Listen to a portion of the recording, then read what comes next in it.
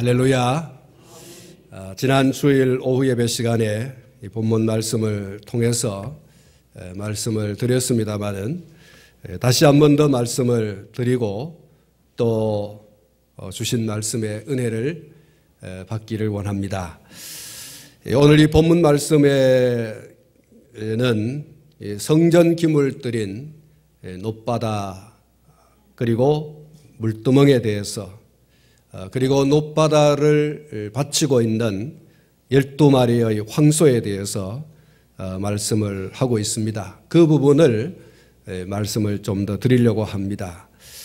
놋바다는 지난 주일에 말씀을 드린 것처럼 놋으로 만든 커다란 대야, 물을 담는 대야다라는 말씀을 드렸습니다.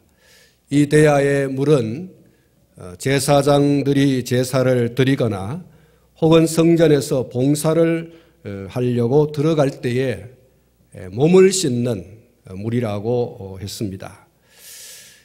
이것은 커다란 원형으로 되어져 있고 지름이 4.5m 그리고 높이가 2.25m, 둘레가 13.5m, 두께가 8cm. 이곳의 물을 66톤, 그러니까 엄청난 물이죠. 그래서 바다라고 표현하는 것입니다. 바다만큼 크고 바다만큼 많은 물을 저장한다. 그래서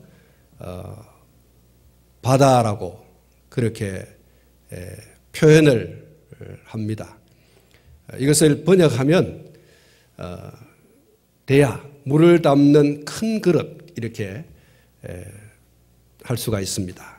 어쨌든 이 엄청난 물을 담는 대야 그리고 이것을 바치고 있는 놋으로 만든 12마리의 황소, 오늘 이 본문에 기록이 되어져 있는데 이 12마리의 황소는 동서남북으로 3마리씩 바라보게 하고 엉덩이를 안쪽으로 그렇게 했다. 그렇게 말씀을 하고 있습니다.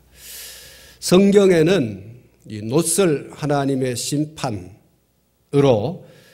그렇게 상징적 의미를 가지고 있습니다.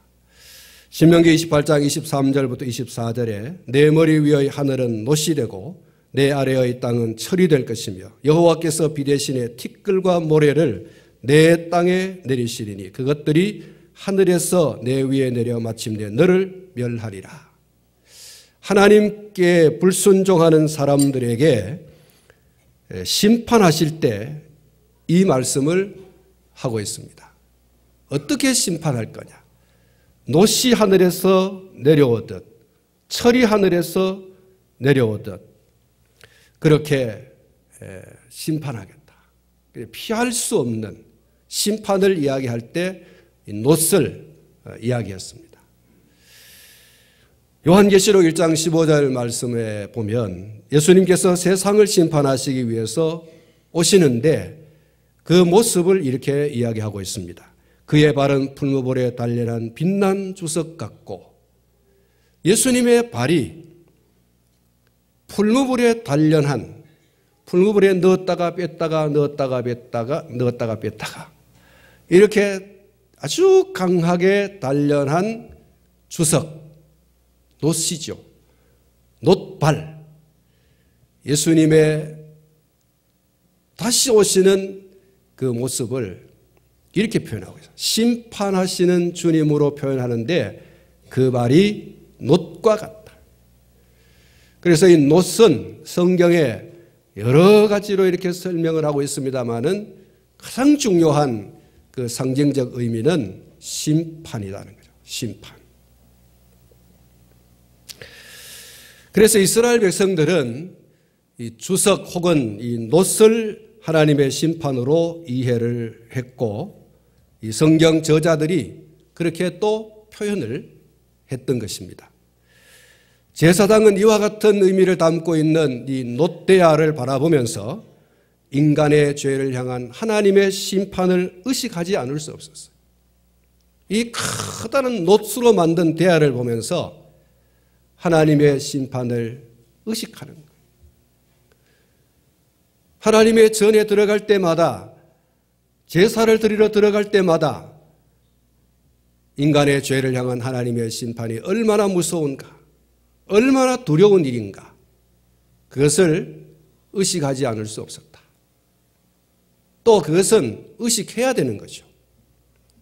죄를 지은 사람은 하나님 앞에 설 수 없다. 하나님은 죄를 지은 사람에게 반드시 심판하신다는 그런 의식이 없으면 안 되죠. 그런 의식을 가져야 죄를 안 짓고, 그런 의식을 가져야 죄를 토하여낼 수 있어요. 그럼에도 불구하고 롯데야에 담긴 물을 통해서 몸을 씻으면서 인간이 하나님께 죄된 몸을 씻고 하나님께 나아갈 수 있는 인자와 긍휼과 자비를 베푸시는 하나님의 그 크고도 넓은 은혜에 감사하지 않을 수 없었을 겁니다. 롯데야를 바라보면서 죽었구나. 하나님 앞에 내가 감히 설 수 없는, 어떤 인간도 하나님 앞에 감히 설 수 없구나. 그럼에도 불구하고 그 대야에 담긴 물을 가지고서 몸을 씻으면서 하나님께서 이와 같이 큰 죄를 지어 하나님의 심판을 받을 수밖에 없지만 용서해 주시는 그 은혜를 우리에게 주셨구나. 정결하게 되어질 수 있는, 이 주홍 같고 진홍 같은 죄를 씻어버릴 수 있는 이 통로를, 이 은혜의, 이 은총의 통로를 하나님께서 허락하여 주셨구나. 할렐루야. 그것을 이 제사장이 감사하지 않을 수 없어요. 지난 시간에 말씀을 드렸습니다마는 이 물은 예수 그리스도의 피를 예표하는 것이라고 했습니다. 제사장이 이 물로 씻어야지만 하나님께 나아가서 제사를 드릴 수 있었고, 또 제사를 드리기 위한 여러 가지 일들을 감당할 수 있었습니다. 그 누구도 이 물로 씻지 않고는 성전에서 아무런 행위도 할 수 없었어요. 감히 들어갔다가는 죽을 수밖에 없어요. 이 물로 자기 몸을 씻어야지만, 지난 시간에 말씀드렸습니다마는 제물도 이 롯데야의 양좌우에 있는 물두멍으로 깨끗하게 씻고 나서야지만 제물로 합당하고 제사를 드리는 자로 합당하다 그랬어요. 그렇지 않으면 더러운 것이고, 그렇지 않으면 하나님 앞에 나갈 수 없는 그런 하나님 앞에 나아갈 수 있는 통과 의례예요. 검문소죠 말하자면, 이 물로 씻지 아니하고는 그 누구도 성전 봉사를 할 수 없었고, 그 누구도 제사를 드릴 수 없었고, 그 무엇도 하나님께 바칠 수가 없었어요. 이 물이 필요해요. 이 물이 얼마나 많은지 제사장이 다 씻어도 모자람이 없는 그런 물이에요. 그래서 성전에서 봉사하고 제사를 드리기 위한 유일한 물이었던 것처럼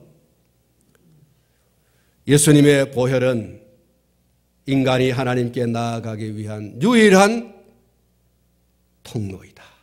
할렐루야. 인간이 하나님께 나아갈 수 있는 유일한 통로가 예수 그리스도의 피로 말미암은 것이다. 예수 그리스도의 피에 젖지 않으면 누구도 하나님께 나갈 수 없는, 그것을 상징적으로 혹은 예표적으로 나타내 보여주고 있는 것이 바로 이 대야의 물두멍의 물이라고 했어요. 예수의 피. 예수님께서 요한복음 14장 6절에 내가 길이요 진리요 생명이니 나로 말미암지 않고는 아버지께로 올 자가 없느니라, 이렇게 말씀을 했습니다. 여러분, 이것이 진리인 줄로 믿습니다. 그 누구의 이름도 감히 하나님께 나갈 수 있는 통로가 될 수 없습니다. 사람들이 많은 이름들을 나열하고 그들의 이름을 통해서도 하나님께 나아갈 수 있다고 이야기하지만, 그러나 성경은 우리에게 변함없이 오직 한 이름, 한 피, 예수 그리스도와 그의 피로 말미암아, 할렐루야, 그렇습니다. 다른 이름 없어요. 다른 피는 소용없어요. 요한일서 1장 7절 말씀에 그가 빛 가운데 계신 것 같이 우리도 빛 가운데 행하면 우리가 서로 사귐이 있고 그 아들 예수의 피가, 한번 따라 하십시다. 그 아들. 주무시는 분은 눈 뜨셔야 됩니다. 그 아들. 그 아들. 그래도 눈 감고 계십니까? 다시 한 번 더. 그 아들. 예수의 피. 예수의 피가 우리를 모든 죄에서 깨끗하게 하실 것이요. 할렐루야. 그렇습니다. 그 아들 예수의 피가 우리를 모든 죄에서 깨끗하게 하신다 그랬어요. 여러분, 다른 피 아니에요. 어떤 피도 100번이고 1000번이고 10,000번이고 그렇게 피를 흘린다 할지라도 예수의 한 번에 피 흘린 그 피를 상회할 수 없어요. 그것과 견질 수도 없어요. 오직 예수 그리스도의 피만이 우리를 모든 죄에서 깨끗하게 하는 유일한 피인 줄로 믿습니다. 오직 예수의 피가 우리의 모든 죄를 깨끗하게 할 수 있는 유일한 능력이요 통로다. 여러분, 이 본문에 놋바다 그렇게 말했습니다. 너무나 크고 너무나 많은 양의 물이기 때문에 놋바다라고 표현을 했습니다. 예수님의 피는 우리 모두의 크고 작은 죄, 주홍 같고 진홍 같은 모든 죄를 능히 씻고도 남을 수 있는 능력인 줄로 믿으시기 바랍니다. 그 큰 대에 담긴 물이 제사장의 몸을 능히 씻고도 씻을 수 있는, 그리고도 남음이 있는 예수의 피가 그렇다는 거예요.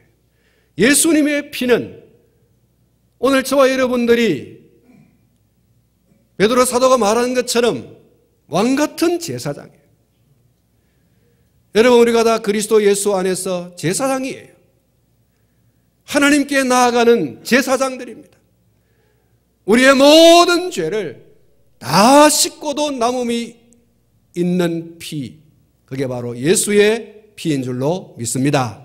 몇 사람의 피만 씻는 것이 아니에요. 특정한 몇 사람만 씻는 죄가, 그런 피가 아니라 모든 제사장의 그 죄를 씻을 수 있는 피. 놋대야에 물이 모자라 가지고 다시 붓는 게 아니에요. 물론 매일매일 그 놋대야의 물은 갈고 또 붓고 갈고 또 이렇게 해야 되는 것입니다. 어쨌든 그 하루 동안에 제사장들이 들락날락하면서 모두 씻어도 남음이 있는 물, 예수님의 피는 그런 것입니다. 우리의 죄를 씻되 전부를 씻고도 남음이 있는 풍성한 그런 능력의 피인 것입니다. 할렐루야. 그리고 이 놋바다를 바치고 있는 것이 12마리의 황소라고 했습니다. 이 12마리의 황소는 출애굽 당시 광야에서 회막의 사면에 각각 3마리씩 동서남북 사면을 진쳤던 바로 그 12지파를 의미하는 그것에 근거한 것이었다, 이렇게 주석을 하고 있습니다. 그리고 이것은 12지파 모든 백성이 하나님께 순종하고 헌신하고 나아가야 할 것을 말씀하고 있다고 했습니다. 예수 그리스도의 피로 죄사함을 받고 구원을 받은 하나님의 백성들이 하나님을 향해서 나타낼 수 있는 가장 아름다운 모습이 무엇이냐? 그것은 순종과 헌신이라는 것입니다. 황소는 우직함의 상징적 동물입니다. 짐을 지어 놓으면 그 짐을 지어 놓은 것을 끝까지 잘 지고 가는 그 우직한 성품, 그것이 황소죠. 그리고 이 황소는 흔히 하는 말로 버릴 것이 없다 그러지 않습니까? 황소를 잡으면 그 황소는 버릴 게 없어요. 가죽은 가죽대로, 뼈는 뼈대로, 살은 살대로, 심지어 꼬리도 다 먹지 않습니까? 꼬리 뭐가 있어요? 곰탕. 꼬리 곰탕. 여러분, 소는 버릴 게 하나도 없다. 소의 똥도 안 버리잖아요. 저 아프리카에 보니까 소의 똥도 모아가지고 그걸 뭐예요? 불로 쓰는 거예요. 불. 열감으로 그렇게 쓰는 거예요. 여러분, 소는 이렇게 자기의 모든 것을 다 바쳐. 그리고 헌신적 그런 상징을 가지고 있는 게 이 소예요. 황소. 그래서 우리가 죄사함 받고 구원받은 다음에 우리를 구원하여 주신, 죄사함을 얻게 하여 주신 하나님을 향해서, 주님을 향해서 우리가 할 수 있는 최상의 어떤 행위가 뭐냐? 그의 말씀에 순종하고 그를 위하여 헌신하는 사람. 이것이 바로 최고의 것인 줄로 믿습니다. 찬송가 143장 마지막 5절에 늘 울어도 눈물로써 못 갚을 줄 알아 몸밖에 드릴 것 없어 이 몸 바칩니다. 이게 헌신 아닙니까? 이런 충성, 이런 순종, 이런 헌신, 너무너무 주신 은혜가 크고 너무너무 주신 그 은총이 크기 때문에 몸밖에 드릴 것 없어 이 몸 바칩니다. 사랑하는 성도 여러분, 우리가 하나님께로부터 받은 사랑이 얼마나 큰지, 하나님의 독생자이신 예수님으로부터 받은 사랑이 얼마나 큰지, 그 사랑은 하늘을 두루마리 삼고 바다를 먹물 삼아도 다 기록할 수 없는 그런 정도의 것인 줄로 믿습니다. 우리가 어떤 헌신과 어떤 순종을 한들 다 보답할 수 있겠습니까? 복음 속에 있는 것처럼 갚을 수 없는 은혜입니다. 우리가 그 무엇으로 갚겠어요? 정말 하늘을 두루마리 삼고 바다를 먹물 삼아도 다 기록할 수 없는 것. 여러분, 하늘이 얼마나 넓어요? 바닷물이 얼마나 많습니까? 그 넓은 하늘에 그 많은 바닷물로 다 기록을 해도 다 기록할 수 없을 만큼의 은혜와 사랑이 바로 하나님의 우리를 향한 사랑이요 은혜요, 예수님의 우리를 향한 사랑이요 은혜인 줄로 믿습니다. 갚을 수 없는 은혜. 그러므로 더 순종하고 더 헌신해야 할 줄로 믿습니다. 갚을 수 없는 것이기에 우리의 생명이 다하는 그 순간까지 순종으로, 헌신으로 우리에게 구원을 주신, 우리의 죄를 사하여 주신 하나님께, 주님께 이렇게 충성하고 헌신하고 그리고 순종하는 모습으로 나아가야 할 줄로 믿습니다. 그런데 우리가 처음 사랑을 잃어가고 있어요. 정말 예수님의 그 사랑의 십자가에 부딪혀서 눈물을 쏟던 나 같은 죄인이 용서함 받아서 주 앞에 옳다함 얻음은 확실히 믿기는 어린 양 예수, 그 피로 속죄함 얻었네 하였던, 그러면서 눈물을 쏟으면서, 그러면서 정말 헌신하겠다, 충성하겠다, 순종하겠다, 사랑하겠다, 드릴 것 없어 이 몸 드립니다라고 그렇게 다짐하고 결단했던 우리의 그 첫사랑이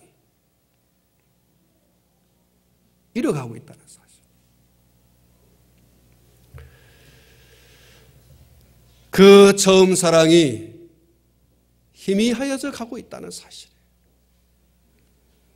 언제부터인가 계산하기 시작하고, 언제부터인가 따지기 시작하고, 언제부터인가 더 많은 것을 요구하고 있습니다.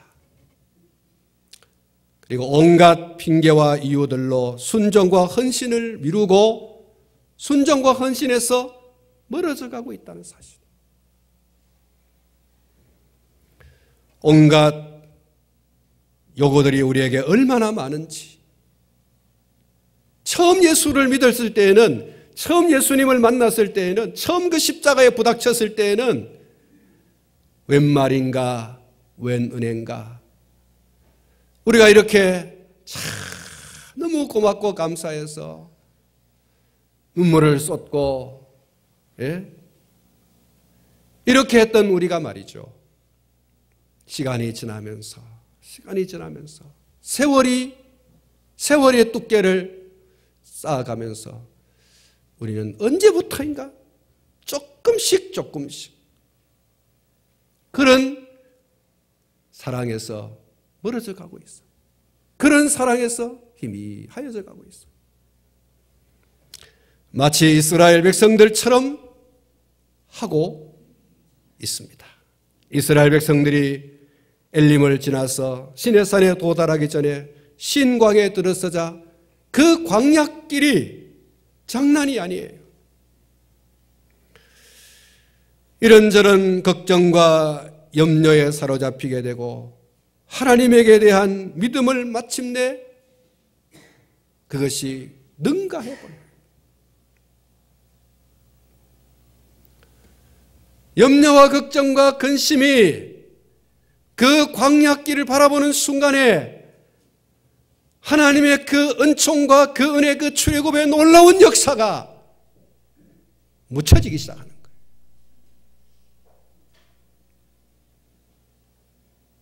불신이 그들의 마음을 지배하게 되어지고 닥치지 않은 걱정까지 끄집어내가지고 그들이 하나님을 원망하고 그들의 지도자인 모세를 원망하고 돌을 들어서 치려까지 했습니다.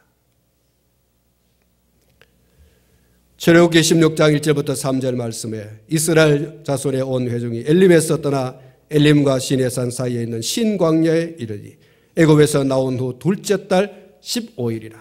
이스라엘 자손 온 회중이 그 광야에서 모세와 아론을 원망하여 이스라엘 자손이 그들에게 이르되 우리가 애굽 땅에서 고기 가마 곁에 앉아있던 때와 떡을 배불리 먹던 때에 여호와의 손에 죽었더라면 좋았을 것을 너희가 이 광야로 우리를 인도해내어 이 온 회중이 줄여 죽게 하는도다. 하나님을 향한 원망과 불평의 최종적인 표현이 뭐예요? 하나님 왜 우리를 살렸어요? 이겁니다. 차라리 죽자. 그거예요. 그들은 그렇게 불평을 했습니다. 죽어도 고기 가마 몇 곁에서 죽었으면 좋았다.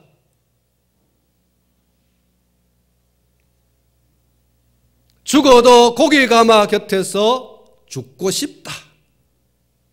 그거예요. 어리석고 비루한 신앙은 항상 고기 가마 타령을 합니다. 항상 고기 가마 타령을. 하나님이 입속에 뭔가를 채워주면 아멘, 아멘, 감사합니다, 감사합니다 그렇게 하죠. 그러나 조금이라도 부족하면 못 살겠다, 죽겠다, 미치겠다. 그렇죠. 심지어 하나님이 있다 없다까지 들먹거리면서 불신의 최고조를 향해서 나아가죠. 우리는 이스라엘의 이러한 모습을 보면 뭐 이런 놈들이 있나, 이런 배은망덕한 짓을 하다니 라고 그들의 신앙에 대해서 손가락질하고 참 못난 사람들이라고 질타를 하겠지만 실제로 우리도 작은 시련과 고통을 참지 못하고 그들의 모습 그대로 나타내고 있다는 사실이에요. 하나님을 신뢰하지 못하고 내일에 대한 장래에 대한 그런 염려와 걱정으로 얼마나 자주 초조해하고 불안해하는지. 지난 주일 오전 예배를 성찬 예배로 우리가 드렸습니다. 우리가 함께 살펴본 요한복음 6장에서 예수님께서는 자기 자신을 하늘에서 내려온 산떡이라 그렇게 말했습니다. 여러분, 이 산떡이 바로 우리가 매 순간 그리고 날마다 추구해야 할 떡인 줄로 믿습니다. 애굽의 고기 가마가 아니에요. 부추를 먹고 마늘을 먹던 그때가 좋았다라고 하는 그 부추와 마늘, 고기가 아니에요. 하나님의 백성들로서 우리가 추구해야 할 것은 그 고기와 마늘과 부추를 주시는 하나님이신 줄로 믿습니다. 왜 우리가 거기 매여 있는지, 먹고도 죽을 수밖에 없었던 그 마늘, 그 부추, 그 고기, 그 양식, 거기에 매여 있는지, 왜 기독교를 주방 종교로 만들려고 하는지, 살아계시고 역사하시는 그 하나님을 놓쳐버리고 그 예수님의 생명의 떡이신 예수님을 놓쳐버리고 그저 먹고 있고 마시는 그것에 매여서 고기 가마 곁에서 죽었더라면, 죽어도 고기 먹다가 죽으면 좋겠다. 우린 그렇지 않느냐? 예? 우린 그렇지 않습니까?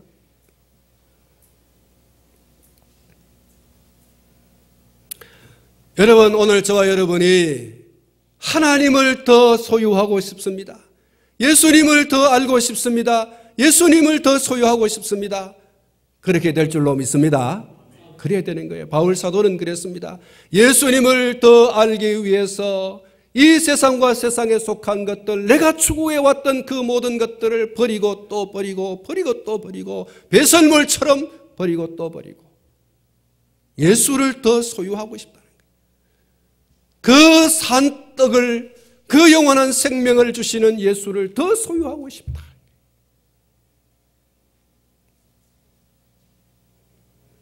여러분, 우리가 정말 소유해야 될, 더 소유할 것을 소망해야 할 그것이 바로 이 산떡이 하늘에서 내려온 산떡 예수 그리스도이십니다. 할렐루야.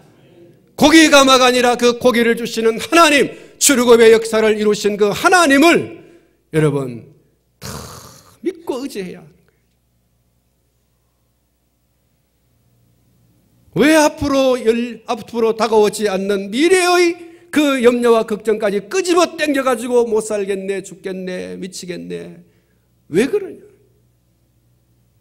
이스라엘 백성들의 이 행태가, 이 믿음 없는 모습들이 오늘 우리의 모습 속에 있다. 그래서 제가 아까 말씀을 드린 것처럼 첫사랑을 점점 잃어가고 있어요. 그 첫사랑이 우리에게서 점점 멀어져 가고 있어요. 희미하여, 언제 내가 그런 적이 있었지? 그 감동의 물결이 어느덧 우리에게서 점점 멀어져 가고, 머리 끝까지 차올랐던 그 하나님의 은혜에 대한 감격이 어느덧 어깨를 적시고, 어느덧 허리를 적시고, 어느덧 발목을 적시고, 어느덧 발바닥에 다일락말락하는, 한번 따라하겠습니다. 하나님이면 족합니다. 예수님이면 족합니다. 할렐루야. 이 만족과 이 감사로 황소처럼 하게 변함없는 그런 충성과 헌신으로 우리를 구원하여 주신 하나님을 기쁘시게 하는 그런 성도가 되시기를 축원합니다. 황소처럼 주신 은혜, 주신 은총, 그 사랑, 그 피로 우리를 능히 깨끗하게 하실 수 있는 그 예수 그리스도의 피 흘림의 은혜를 잊지 말고 그것을 등에 지워 늘 감사로 황소가 그의 등에 놋대야, 물이 담긴 놋대야를 탁 받치고 오직스럽게 버티고 있지 않습니까? 우리에게 그런 모습이 필요해요. 예수님의 십자가의 은혜를 등에 지고 그 은혜를 다 갚을 길이 없어 몸들입니다, 마음들입니다, 시간들입니다, 물질들입니다, 내 생애를 모두 당신께 드립니다. 이런 순종과 헌신의 모습이 우리 모두의 것이 될 수 있기를 주님의 이름으로 축복합니다. 기도하겠습니다.